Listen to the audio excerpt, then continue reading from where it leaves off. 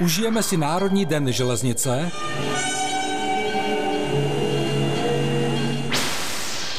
navštívíme muzeum plné drezín. Nezastavujeme, máme zpoždění. A jedem. A projedeme si celobytovou modelovou železnici. Ona nejen lásce krátí dráhu, než jak tělo držeti, tak i ducha vždycky rovnováhu. Ahoj! Ahoj poeto, co nám to tady vyprávíš? Ale to je básnička z roku 1821 od Jana Kolára, Slávy dcera, a pojednává o jedné železniční technice, a nejenom železniční, ale také o jedné naší reportáži, víš? No nevím, mohl bys nám to zopakovat pro nás všechny? Jasně rád. Ona nejen lásce krátí dráhu, než jak tělo držeti, tak i ducha vždycky rovnováhu. No nech mě přemýšlet, já na to určitě přijdu, protože mám fištrona. A my si mezi tím dáme první reportáž, o čem bude? První reportáž je Národní den železnice a je to svátek všech příznivců železnice. Takže? No, my jsme tam trošku vymokli, přiznám se. Já jsem onemocněl, kamera onemocněla, už je opravená, proto nás vidíte a... Ale je to úžasný zážitek. Startujeme.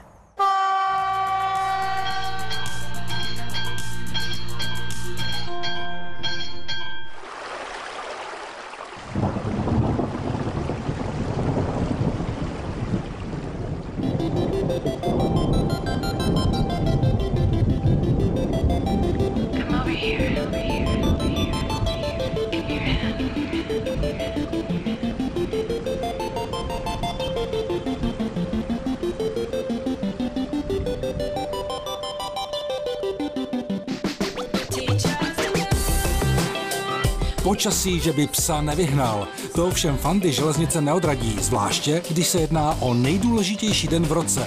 Národní den železnice, tentokrát v Bohumíně.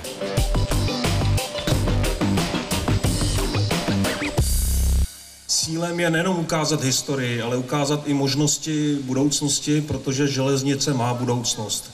Počet cestujících roste a my jsme rádi, že železnice se opět stává konkurencí silnici a i letecké dopravě.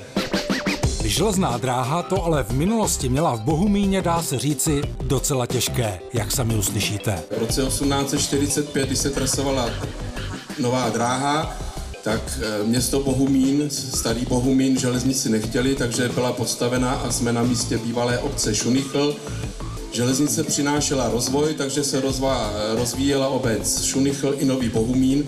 A aby starý Bohumín nestál stranou, tak bylo rozhodnuto, že se postaví mezi starým a novým Bohumínem železná dráha. 22. prosince 1902 byla zprovozněna 3,5 km dlouhá železnice o rozchodu 760 mm.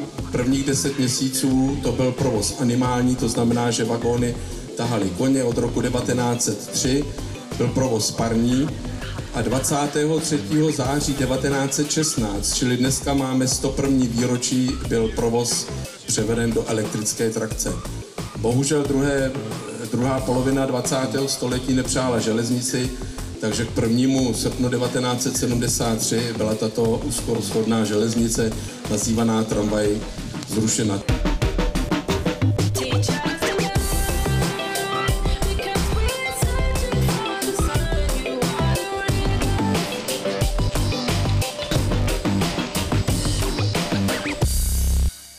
Národní den železnice byl rozdělen na 3 světy. Svět zábavy, ten byl určen především dětem, které se mohly do sytosti vyřádit.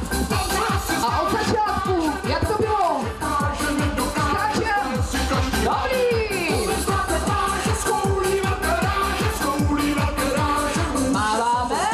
Ve světě historie se naopak vyřádili dospěláci u lokomotiv a motorových vozů, které na našich tratích potkáte zřídka kdy.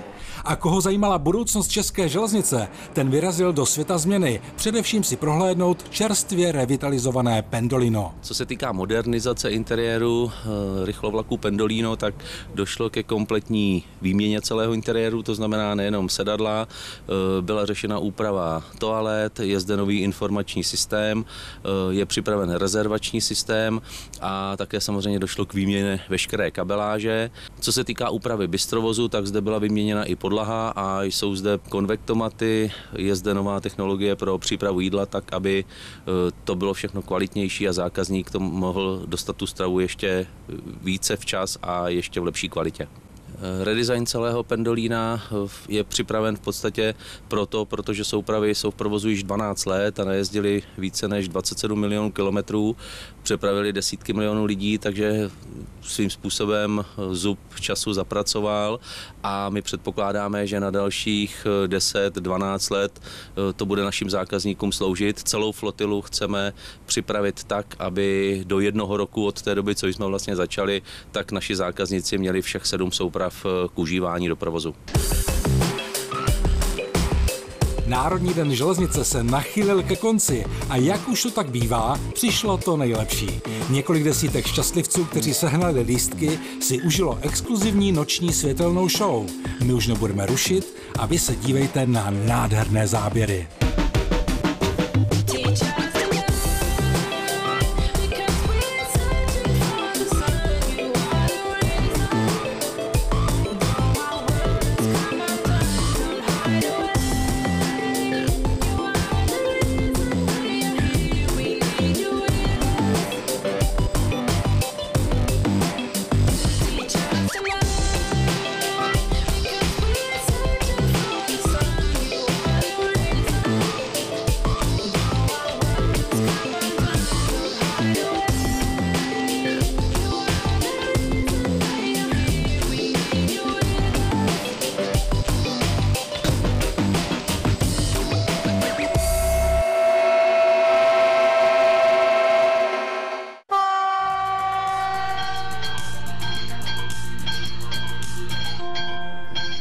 Vítejte u Expressu. Správa železniční dopravní cesty slavnostně ukončila 2,5 roku trvající rekonstrukci zastřešení pražského hlavního nádraží. Nutno ale říci, že kromě samotného zastřešení bylo opraveno také odvodnění haly, obnovena protikorozní ochranná nosné konstrukce, nahrazen střešní plášť novým a byly také vyměněny poškozené nýty. Za sebe mohu říct, že jsem tuhletu stavbu velmi obdivoval, protože udělat tuto stavbu za plného provozu jenom s vyloučením jednotlivých nádraží byl opravdu husarský kousek a udělali to moc hezky. Rekonstrukce přišla na 690 milionů korun s tím, že schválený příspěvek Evropské unie činí 428 milionů korun. Stavební činnost ale na pražském hlavním nádraží bude pokračovat dokončením rekonstrukce Fantovy budovy. To počítáme, že by příští rok začaly práce a byly dokončení v roce 2022 zhruba ve výši 730 milionů korun. Prorážkou těsně před plzeňskou čtvrtí Doubravka skončila 7. října ražba 4150 metrů dlouhého dvoutubusového tunelu Ejpovice. Jde o nejdelší železniční tunel spojující Prahu s Plzní, který má být plně zprovozněn na konci příštího roku. Tunel zkrátí cestu o 6 kilometrů, přepočítáno na čas o 9 minut. Česká společnost Leo Express získala coby první zahraniční společnost povolení provozovat své vlaky v Polsku. U našich severních sousedů tak skončil monopol polských dopravců a Leo Express může začít provozovat dálkové vlaky Praha-Krakov. Velmi vítáme rozhodnutí polských úřadů. To podporuje konkurenci na železnici a zároveň vede ke zvýšení atraktivity železniční dopravy. Je to opravdu klíčové pro další rozvoj mezinárodních služeb. V tuto chvíli dokončíme poslední administrativní kroky, také probíhají technické úpravy na vozidlech. Termín pro vstup oznámíme v blízké době. Autoři facebookového projektu Cestování na talíři uspořádali průzkum mezi cestujícími na téma kvalita občerstvení ve vlacích, které jezdí po českých kolejích. Vadí jim totiž, že z vlaku mizí jídelní vozy a úroveň jídla prý postupně klesá. Kromě kvality jídla bylo sledováno dalších 44 parametrů. Samozřejmě chování personálu, jestli jsou uslužní, jestli jsou reprezentativní, pak prostředí, jestli je čisté, špinavé, jestli se v něm člověk cítí dobře a samozřejmě doplňkový prodej a tak podobně. Ve výzkumu bylo zahrnuto celkem 7 společností a dopadlo to následovně. Na prvním místě se umístila rakouská společnost Henry am Zug, se kterou se lze setkat na vlacích mezi Prahou a Vídní. Na druhém místě se umístila naše společnost JLV, která působí částečně pod značkou ČD Restaurant. A na třetím místě se umístila společnost Vagon Slovakia. Kompletní výsledky vidíte na obrazovce. Autoři budou v průzkumu pokračovat s nadějí, že se stanou inspirací ke zlepšování služeb jednotlivých společností. A ještě si prozradíme, kdo vyhrál trika Pozor vlak za minulou soutěžní otázku.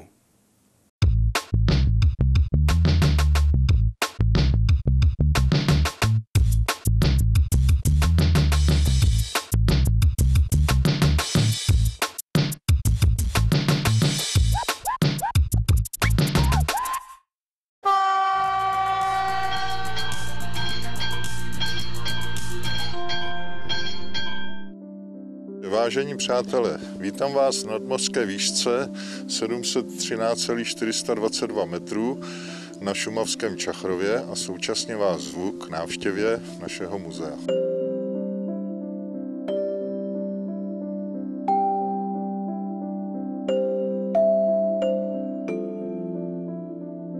Toto muzeum železničních drezin vzniklo z důvodu toho, že máme jeden takový spolek, železniční modelářský kroužek v Lysí nad Labem, a přes něj jsme se dostali až ke sbírce těchto drezín. No a postupem času jsme hledali místo, kde bychom ty drezíny umístili. No tak jsme se rozhodli, že tady na Čachrově, odkud teda já pocházím, takže si vybudujeme takový menší muzeum železničních drezín.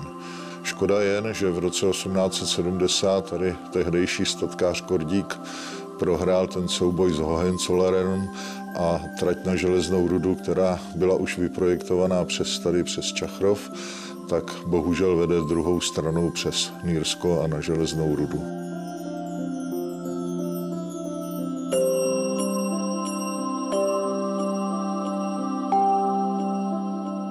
Celkem ve sbírce mám 10 exponátů, z toho místní v současné době tady jich mám asi 8, protože ty další mám teda rozpučovaný do muzeí. Co se týče nejstaršího exponátu, tak tady máme kopii první drezíny z koněspřežní trati Český Budějovice-Linec, kterou jsme podle dobové dokumentace Josefa Božka vyrobili a tento stroj máme zapůjčený v rakouském muzeu Koněspřežky v Kirschbaum. Nezastavujeme, máme zpoždění. A protože si v muzeu Václava Zahrádky může drezíny každý vyzkoušet, ani my jsme neodolali. Chce to ale hodně síly rozjet podobná přemisťovadla. Nicméně vraťme se zpět do expozice, prohlédnout si pár unikátních kousků. Teď stojím u drezíny Vohanka z roku 1907. Je to drezína bicyklového původu. Jsou to vlastně 2 bicykly vedle sebe. Tato drezína si zahrála v seriálu České televize Četníci z Luhačovic a jezdili na tom vyšetřovatele nebo tehdejší četníci Zedníček s panem Jaškovem. Česká západní dráha, to je ta trať z Prahy Smíchova přes Plzeň do Mažlice do Brodu nad Lesy, si v roce 1876 pořídila 10 těchto vahadlových drezín. Zbytek jedné z nich jsme objevili ve Stodě a zachránili zhruba před 10 rokama. Jinak tato drezína se účastnila i natáčení klipu s Emou Smetanou.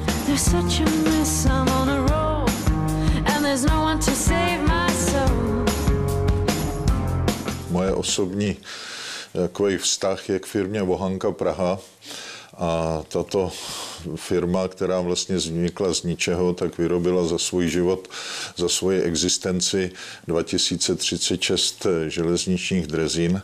Jedna z nich je tato, kterou dáváme dokupy, je to trať Mistrovské kolo této firmy Vohanka z roku 1897. Zajímavostí naší sbírky je tento stroj, říkali tomu Laufmaschine, běhací stroj. Je to vyrobená replika podle dokumentace Vídeňského technického muzea z roku 1837. Pražské ředitelství Severní státní dráhy si v roce 1851 postavilo tento stroj, který vycházel z konstrukce dráhy Ludwigshafen-Kaiserslautern-Bexbacher na německo-francouzských hranicích a podle této dokumentace si postavili tuto inspektorskou drezínu. Pokud jste se chtěli s touto drezínou najednou vrátit zpátky, stačilo vysunout podpěru a otočit drezínu kolem své osy. Zkrátka, zajímavostí má Václav Zahrádka plné muzeum. Například fotografie s prezidentem Milošem Zemanem, který jel na jedné z čachrovských drezín. Najdete zde ale také 761 tabulek z lokomotiv, dále kilometrovníky, tento je ze zrušené tratě Ostrov Jáchymov, z rakouské severozápadní tratě či například ze švestkové dráhy. V areálu je v provozu také zahradní železnice a pokud pana Zahrádku opravdu zaujmete, možná vám i ukáže dochované železniční uniformy. Ale zpět k hlavním exponátům. Přestože se Václav Zahrádka specializuje na drezíny s lidským pohonem, touží po této motorové od firmy Vohanka z roku 1907. 1908. Tak tu si chci postavit. Doufám, že ještě tady budu dost dlouho, abych to dodělal. První část na to máme. Jo? To jsou tadyhle ty kola odložený, což je vždycky nejdůležitější. No a samozřejmě mám skovaný motor už. Že se vám naše návštěva v Čachrově zalíbila a chcete vidět více?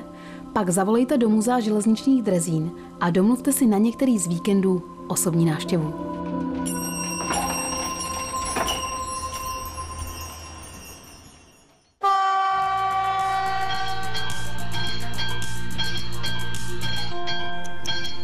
Podíváme se na drážní události, které se odehrály v měsíci říjnu. 20. října to bylo přesně 140 let od zahájení provozu 30-kilometrového železničního úseku Nýrsko-Železná ruda. To se tedy psal rok 1877. Šlo o technicky nejnáročnější úsek tratě Plzeň, Železná ruda a Alžbětín v celkové délce 97 kilometrů. 6. října roku 1897 byla zprovozněna místní dráha v úseku Polička-Žďárec u Skutče. Slaví tedy 120 let své existence. Tato více než 33 km dlouhá trať s výškovým rozdílem 200 metrů byla postavena za 7 měsíců. Pro obce Borová, Pustá Kamenice, Krouna a další přinesla nebývalou prosperitu. 28. října roku 1918 byly založeny Československé státní dráhy. Tato organizace se zabývala provozováním železniční dopravy na vlastních tratích na území celého tehdejšího Československa, včetně několika tratí v soukromém vlastnictví. V letech 1927 až 1948 provozovali také síť státní autobusové dopravy. Československé státní dráhy zanikly k 31. prosinci roku 1992. No a příště se podíváme na události měsíce listopadu.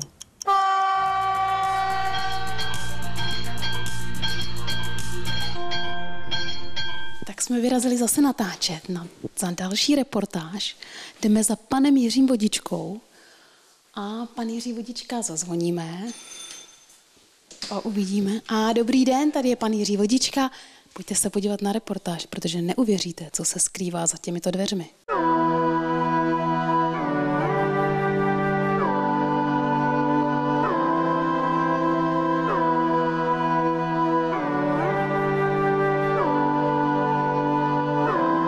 Říkáte si, no a co, tak má doma v České Lípě modelové TT kolejiště České Lípy? Tak fajn, pojďme si ho kompletně projet. Startujeme v pokojíčku.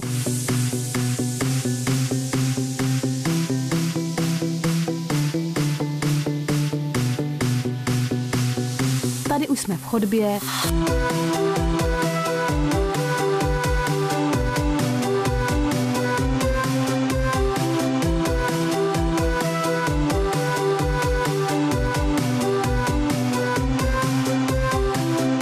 Vítejte u Vodičku v předsíni.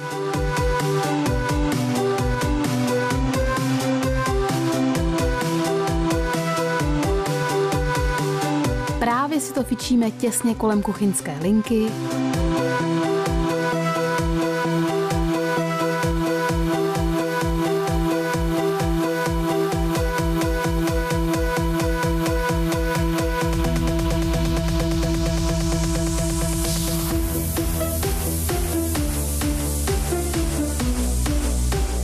Přátelé, zatímco kafe v obýváku nenajdete, vláčků je tu přehršel.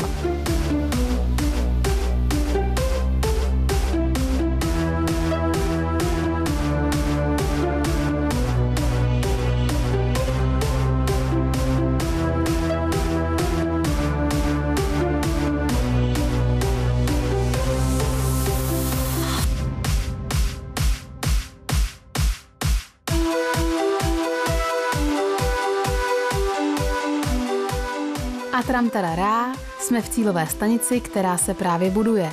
Zkrátka Jiří Vodička postavil a vlastně ještě staví modelovou železnici přes celý byt. Zhruba těch 5 let to stavím a když třeba nestavím celou kolíšti jako po celém bytě, tak si třeba jenom tahle sundám ten část a šibuju si tady vagónama, připravuju si vlaky, připravím si návěstidla, kolej si připravím, kterou budu vlastně posílat vlak. A je to takový příjemný s tím šibováním, že si opravdu můžu připadat jako nádražák. Takže nádraží bude opouštět nákladák, takže si připravím vlakovou cestu, tím pádem si připravím výhybky a připravím si návěst na volno a můžu opouštět nádraží. Bydlím vlastně v podstatě v České Lípě a udělal jsem to tak, abych měl pospojované moduly a jsou tu 4 nádraží, z toho je Česká Lípa hlavní nádraží, potom jsou Kamenice, to je 3kolejová a pak je 5kolejový a to jsou Křížany a teď ve výstavbě se dělá poslední a to mám takový, myslím si, že by mohla být Česká Lípa město, kde budou nákladní vlaky. Příprava na náklady. Jednou tak za rok se to postaví, což je třeba nebo za 2 roky, anebo si to natočím právě na YouTube, abych ukázal, že se na tom kolejišti něco změnilo, protože na tam už mám více videí. Stanice Česká Lípa, hlavní nádraží. Osobní vlak. No, snem asi by bylo dobrý opravdu někdy pořádat nějakou takovou party, že by se sešli 2-3 lidi a opravdu, aby nám to štimovalo, jelo se třeba, jo, jak mám to podle jízdního řádu, tak aby jsme si to mohli posílat, rozesílat sem, přidávat další. Takže tohleto asi by bylo tak nejlepší, co bych si přál. Tak snad to vyjde a po celém bytě Jiřího Vodičky se podle grafikonu budou jednou v plné síle prohánět některé ze 47 lokomotiv a 160 vagónů, které má ve svém domovském depu. Teď ale nezbývá nic jiného, než celou tu parádu schovat, aby se dalo u Vodičku normálně žít. Tak železnici zdar!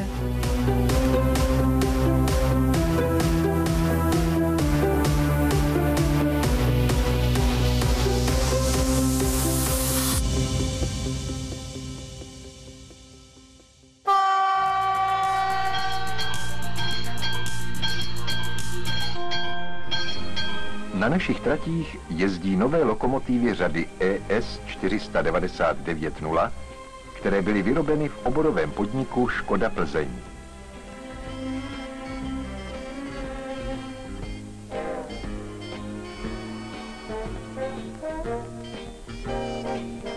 Tyto lokomotivy jsou určeny pro osobní dopravu na tratích, které jsou elektrizovány buď stejnosměrným proudem o napětí 3000 V nebo střídavým proudem o napětí 25 000 V při kmitočtu 50 Hz. Stroj ES 499.0 je dvoupodvozková lokomotiva s uspořádáním BO-BO. Lokomotivy dnešní řady 350, přezdívané Krysa nebo Gorilla, byly předvojem druhé generace škodováckých elektrických lokomotiv. První prototyp byl vyroben v roce 1973, druhý, lokomotiva v našem filmu, jela z plzeňského závodu o rok později. Byla upravena ke zkouškám pro rychlost až 200 km v hodině. Zbývajících 18 kusů této řady bylo dodáno v průběhu roku 1975. V roce 1974 nebo 1975 také pravděpodobně vznikl náš film. A ještě malou poznámku. Uspořádání B0 s čárkou, B0 s čárkou, nikoliv Bobo, znamená 2 otočné podvozky, každý s 2 hnacími nápravami. Podvozek má netradičně řešené vypružení.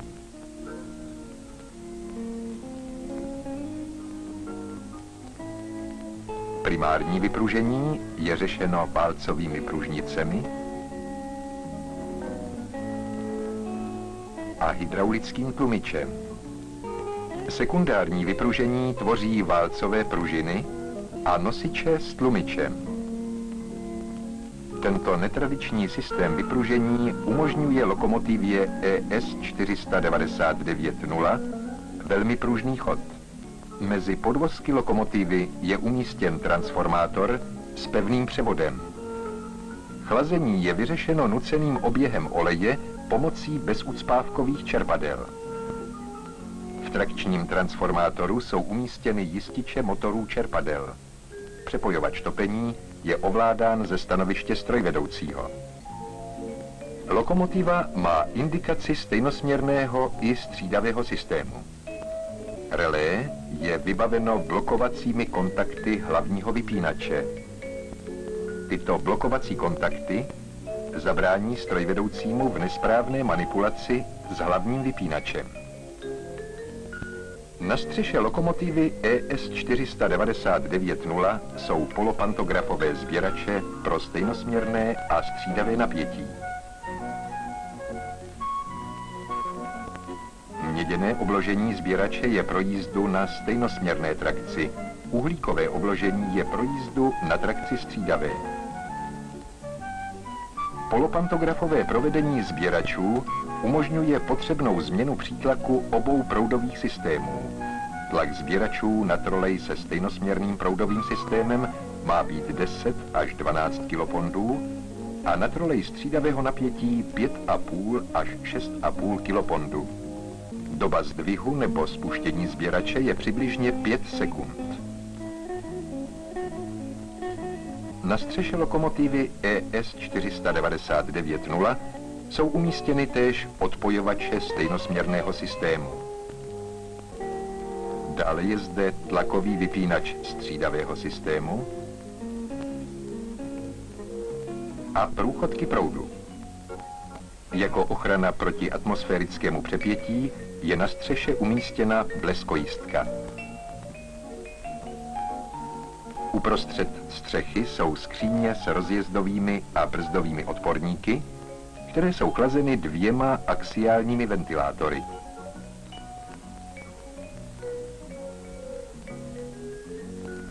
Signalizační panel umístěný nad řídícím pultem upozorňuje strojvedoucího na poruchu pomocných zařízení. Jízdní stupně volí strojvedoucí tlačítkovým systémem na řídícím pultě. Zde je také umístěn digitální ukazatel jízdních stupňů a šuntů.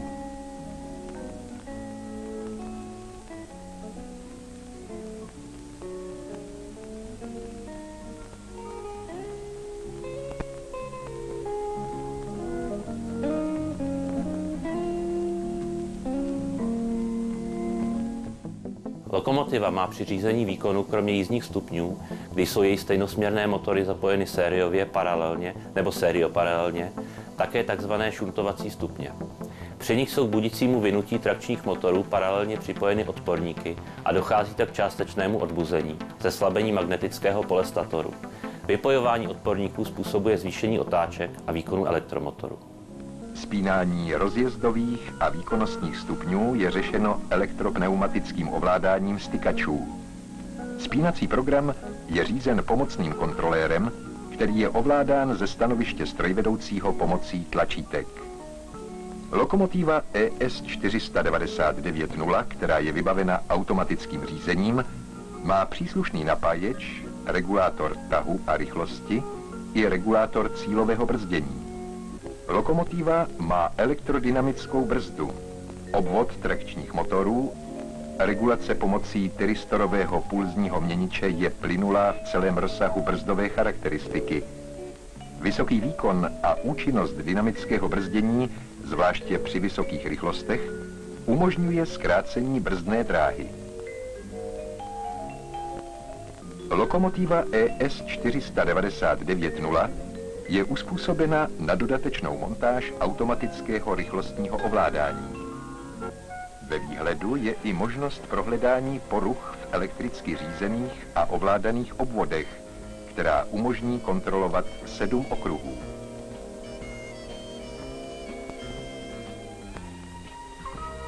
Hodinový výkon lokomotivy ES 499.0 je 4000 kW, to je asi 5000 koňských sil. Lokomotiva svými technickými parametry zcela splňuje náročné požadavky, které jsou kladeny na moderní rychlíkové lokomotivy současné doby. Teď už záleží jen na strojvedoucích, na údržbářském personálu i na ostatních pracovnících provozu, jak nová lokomotiva bude plnit zvýšené požadavky kladené na československé státní dráhy.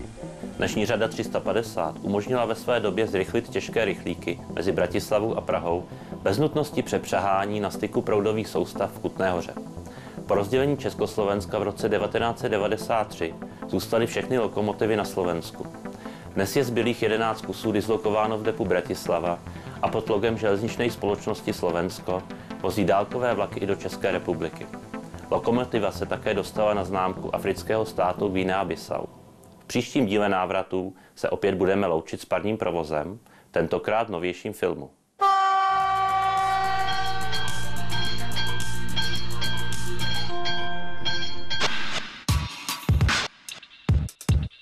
Blíží se zima. Pokud bude na kolejích podobné bílé nadělení, buďte chytřejší než tito cestující z Ameriky.